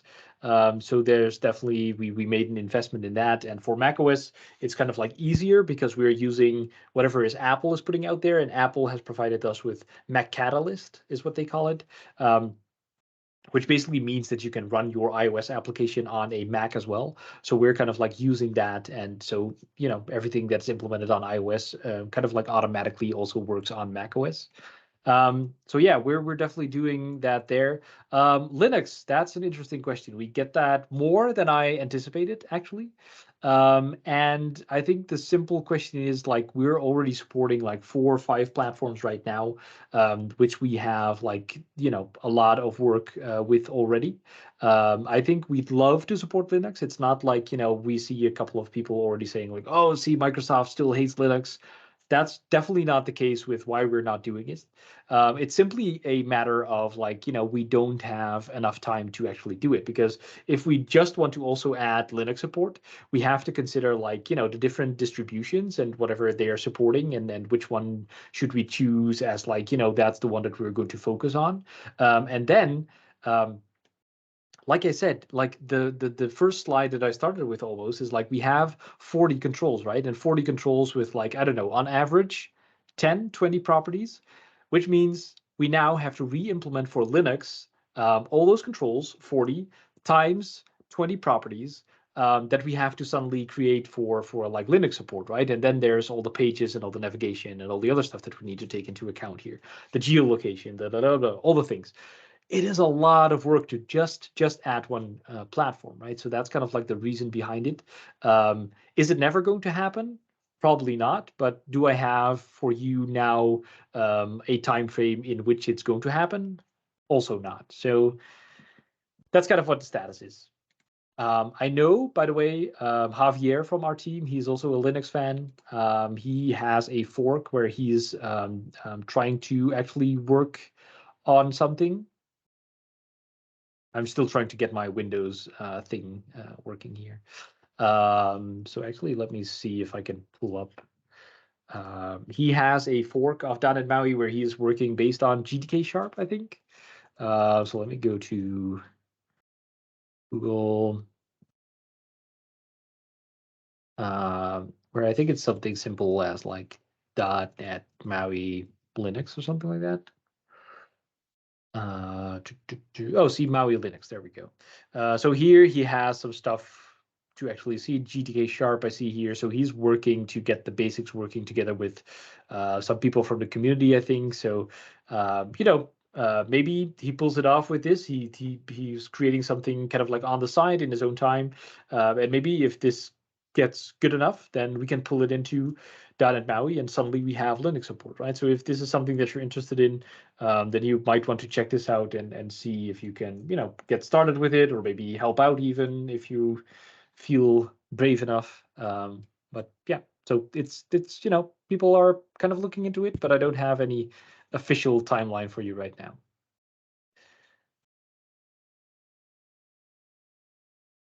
Cool. Any other questions? Now that we have Gerald here, because so actually, how do you pronounce your name? Because I've met two Geralds in my life. One was Gerald, and the other was Gerald. Yeah. So no, it's more like the English. So my full name is John Fitzgerald. So it's like the English one, Gerald. But Gerald. I listen to Okay. anything, so I don't really care. I don't know why this one's not working. Did you clean?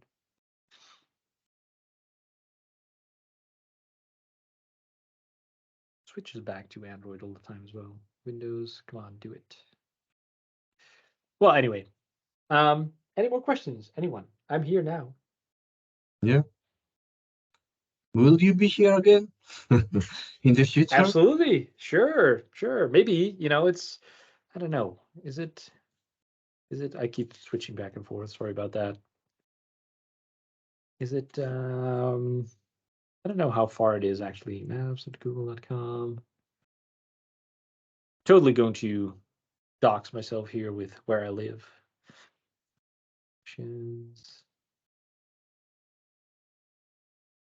Maybe I can come in person. How cool would that be? That would be super. Actually, we have our first after the COVID, the Corona era, really? in-person event in like a couple of weeks in Munich, in the center of Munich, on the Onsplatz, very cool. nice place, with a lot of swag and pizzas and beers to celebrate. It's 7 hours of driving, so Oh. maybe Driving make it happen. will not work probably. It's just 1 hour flying. Yeah. We'll see. But I'll be happy to be back virtually in person. We'll make something happen. And this is crashing. I don't know. Windows demo not going to work. Oh, because the map. Wait. It's because of the map, of course. Hold on.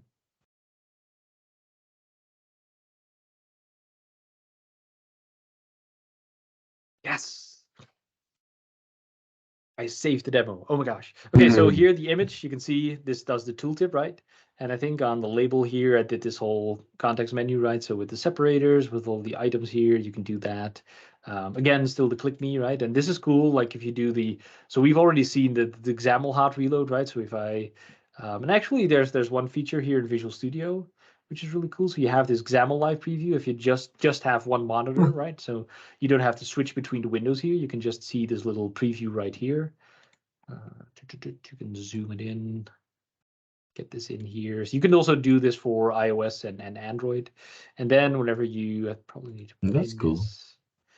And whenever whenever you change things here now, whenever I say background color is red and I save that, you can see that it automatically updates here and my running app as well, right? So we already had the XAML hot reload here. You can also, we're trying to see how far we can take this, if we maybe can also turn this into an editor, but what you at least can do is like hover over all the different elements here, and whenever you click one, it's going to go to that place in the XAML, right? So that helps you determine a little bit of what's going on here. But you can also do it for code, right? So we can go into my main page XAML CS, and I don't want to do but I want to do plus is 1337, right? If I save that, and I think you have to click the little icon here for hot reload. And whenever I do that, you can see that it suddenly, it did my code change. You didn't have to stop and start again. I just have written code that will be automatically plugged into my debug session and will be changed. So I don't need to deploy and wait a while and do all those things. And this doesn't just work for .NET MAUI, right? This works for all kinds of .NET projects, which is really, really amazing. How demanding is this for your PC? I mean, I know Teams causing all sorts of problems, but so that's interesting. So my iOS simulator is obviously running on a Mac, so this is slow, right? But this is another physical actual machine on Windows. So this you can see this, as long as I stick on Windows, it's quite smooth.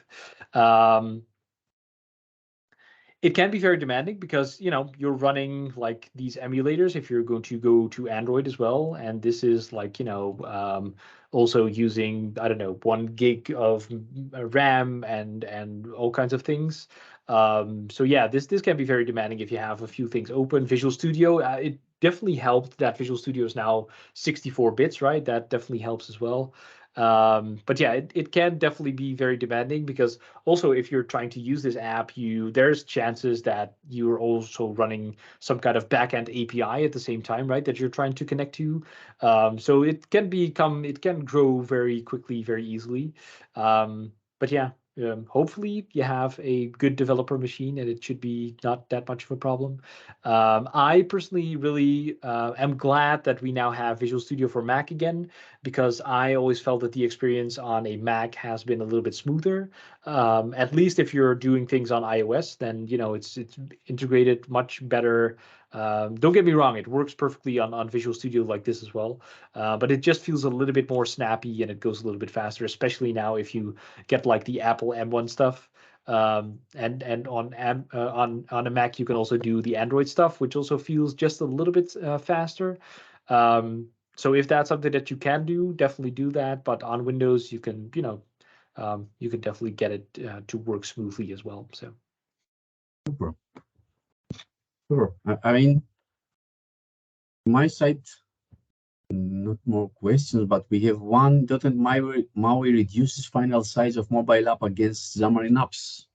Oh yeah, so that's another thing that we, together with that, that's also something that I include whenever I say performance. That's also the app size. That's also definitely something that we have a constant focus on.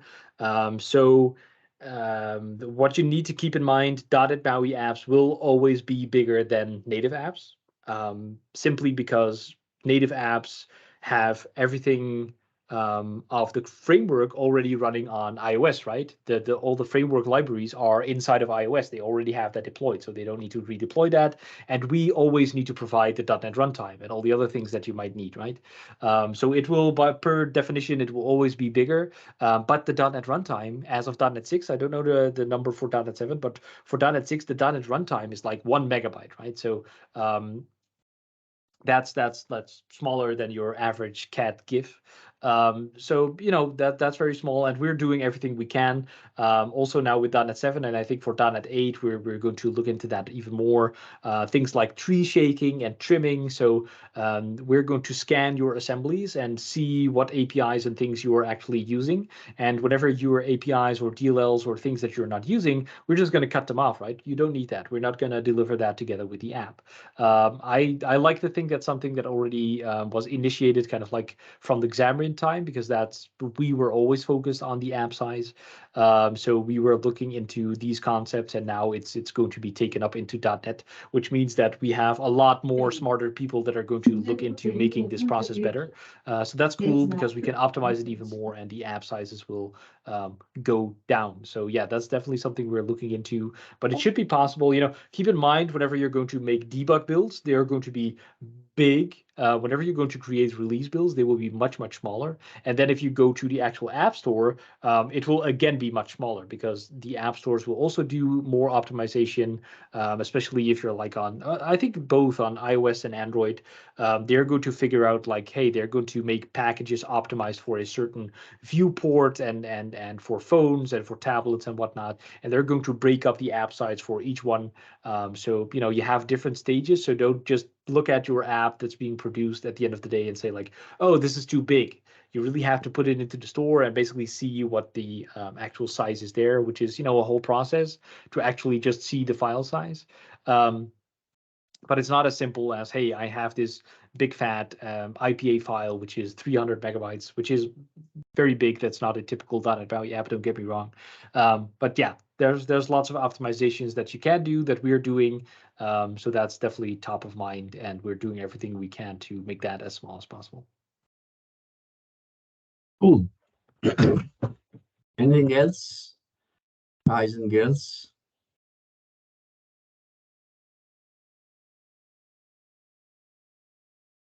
I think, yeah, if you don't have anything else to share with us, I know you have a billion things to share with us, but I mean for this session, and if there are no more questions, yeah. I have a quick one. The Yep. plan is for MAUI to replace Xamarin, and on the desktop it will replace also WPF. I don't put this on because I like to look at myself, right? I just put this on so that you have the contact information if you needed it. I was about to ask you anyway.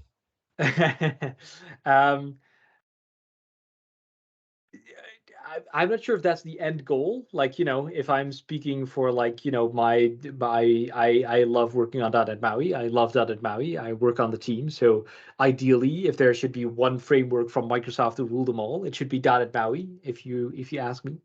But, you know, we have a lot of WPF fans. There's a lot of applications, now probably legacy applications that are running on WPF. So it's not as easy as like saying that we're going to replace it or we're going to get rid of it, right? But, you know, for the longer term, who knows? We have some very cool prospects for how we can use .NET MAUI also inside of our own products, because as Microsoft, we're looking more and more into cross-platform stuff, right? And now we have Visual Studio on Mac, we have Visual Studio on Windows, and we have a UI framework that can, you know, work cross-platform. So one of the dreams I have is to, you know, make .NET MAUI stuff for run on both those Visual Studios, right? And I think if we can achieve that, if we can show the world that that is doable, we're well on our way to maybe get that status of be the one framework to rule them all. But I don't think that's going to happen short term to replace all these things. Like I said, we're building also on top of like WinUI, right? So for Windows, WinUI kind of like needs to keep existing for us to keep existing, right? So that's an interesting challenge. But if I just, you know, this is not based on any knowledge right now, but if I just fantasize a little bit along these lines, if we were to grow up to a point where we would replace all the frameworks that we have inside of Microsoft, one of the things that could happen, I guess, is that we just absorb the WinUI team and that they kind of like develop the things that we need for Windows, right? So that it's not like we're building on top of WinUI, but we get the actual controls that run on Windows, and now it's suddenly .NET MAUI. But this is just, I don't know, thinking out loud and wishful thinking maybe. But who knows? We'll see. Nice question. Cool. Thank you. There's a question by Andre. If your slides are available to download, and if yes, could you share the link? Yeah, so I don't have the slides for this introduction that I did the first time. I will get the links, and I will make sure to. I think it was mostly organized through that meetup, right? So I think I can add a little comment there, and I will add the links.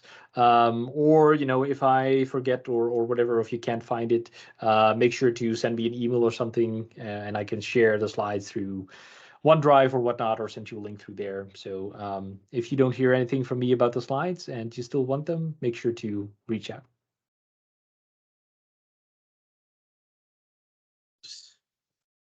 This thing is nice, but just the battery is so small. Okay. So anything else? Let's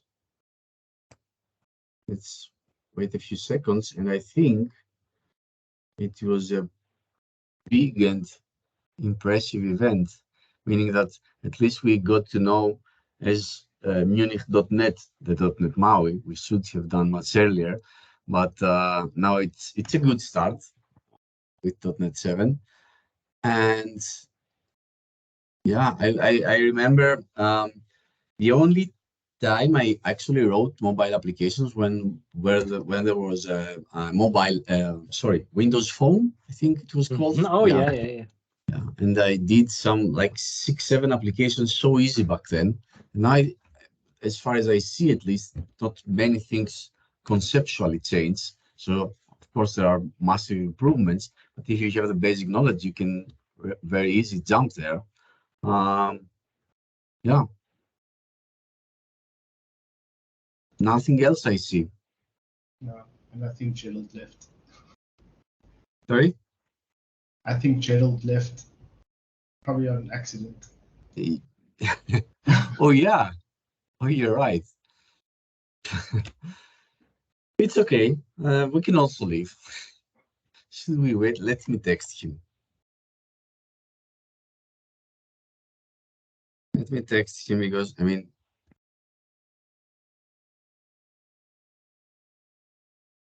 what about databases? Are those bound to platforms? I would assume, but I mean,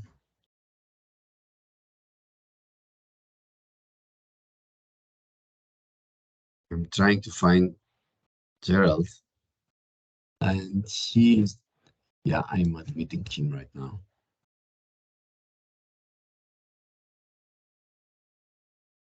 Oops. Hello. Hello. Closed one window too many. Sorry. Yeah. So it seems there is a question. What about databases? Are those bound to platforms? It kind of depends what you want to do. Like I already mentioned, like typically I think you'll want to have some kind of REST API in the middle. Right, so you just have your mobile app, and that's going to talk to a REST API and get your data through that. I don't think you want to typically connect your app directly to a database, but still you might want to have like a local database on your device, right? So maybe SQLite or what's another one, Realm or something. I think that's now MongoDB. You have a couple of options. LightDB is one.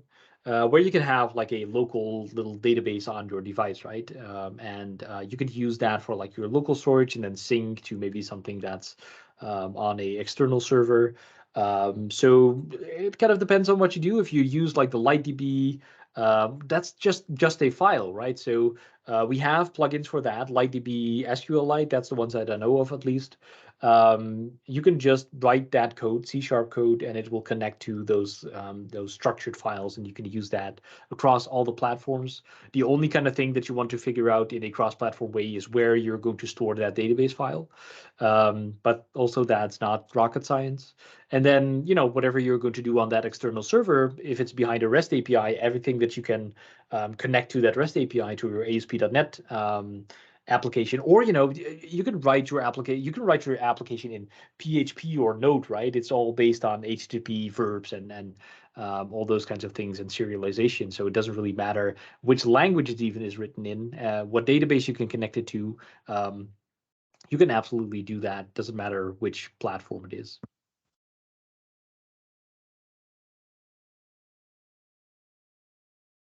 Nice. Now to have him here before he leaves again, before he closes the wrong window again. Quick. Yeah, it's okay. I think it was a very big event anyway. Not very big, but it was quite demanding for you two, talking for 2 hours straight. It's not Oh easy. yeah, I can talk. It doesn't matter. Just say stop. You're It's just a saying. lot of information. And what I try to do is like, give you an overview of this is out there. Here's where you can find more, and then at your own pace you can hopefully find some more information. And whenever you, I don't know, can't find it, please let me know. I will point you in the right direction. So I hope that that kind of worked. Yeah, definitely. Thank you very much, everyone, for joining. Again, if you wanna, as I said, I am recording this. If you object, reach out. If you need Gerald, so easy to find him. And yeah, see you next time. Whoever is in Munich, see you in 2 weeks in our first in-person event. Whoever is not, you're missing. You can still book a flight. All right, thank you so much for having me, George. Time. Let's stay in touch for next time. Yeah, thank you very much. Thank you very much for this, Gerald. It was very, very nice. Very cool. Thank you. Ciao, everyone.